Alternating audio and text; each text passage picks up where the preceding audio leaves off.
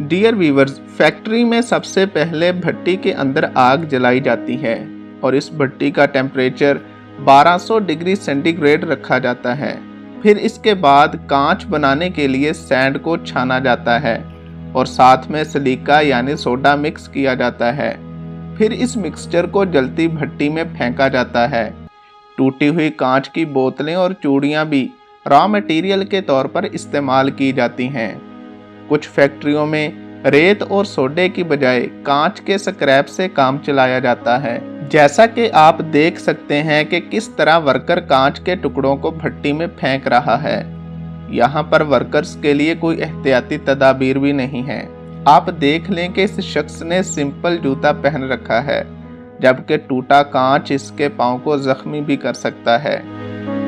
खैर, इसके बाद इस खाम माल यानी टूटे हुए कांच को 10 से 12 घंटे के लिए 1200 डिग्री सेंटीग्रेड पर गर्म किया जाता है।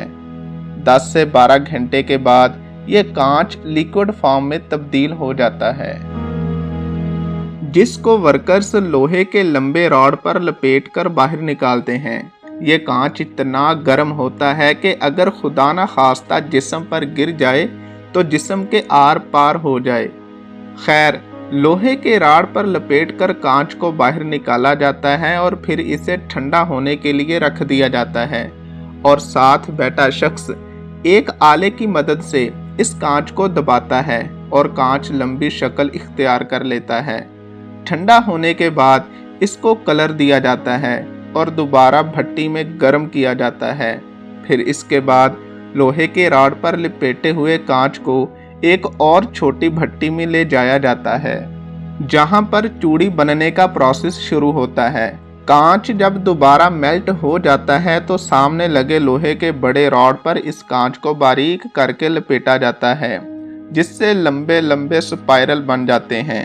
फिर इन लंबे लंबे स्पाइरल को एक वर्कर एक रॉड की मदद से उतार कर साइड पर रखता जाता है और जब ये लंबे लंबे स्पाइरल ठंडे हो जाते हैं तो फिर इन पर ब्लेड लगाया जाता है, जिससे ये स्पाइरल अलग अलग सर्कल में अलहदा हो जाता है। फिर इनको इकट्ठा किया जाता है और इन चूड़ियों पर लगे हुए कट को जोड़ने के लिए वर्कर्स के पास भेज दिया जाता है। फिर इन लगे हुए कट्स को दोबारा आग की मदद से गर्म करके जोड़ा जाता है। इस तरह ये चूड़ियाँ तैयार हो जाती हैं। फिर इनको धागों में परोकर मार्केट में लाया जाता है। डियर व्यूअर्स, ये एक इंतहाई मेहनत तलब काम है और ज़्यादातर ये सारा काम मजदूर ही कर रहे होते हैं। अगर किसी ने बेंगल्स पर अपना नाम लिखवाना हो तो वो भी सारा काम बड़ी मेहनत और कारीगरी से हाथ से ही किया जाता है। जिस तरह वेल्डिंग की जाती है, बिल्कुल ऐसे ही बड़ी बारीकी से चूड़ियों पर एक ख़ास केमिकल की मदद से कस्टमर की डिमांड के मुताबिक नाम लिखा जाता है या फिर डिज़ाइनिंग की जाती है।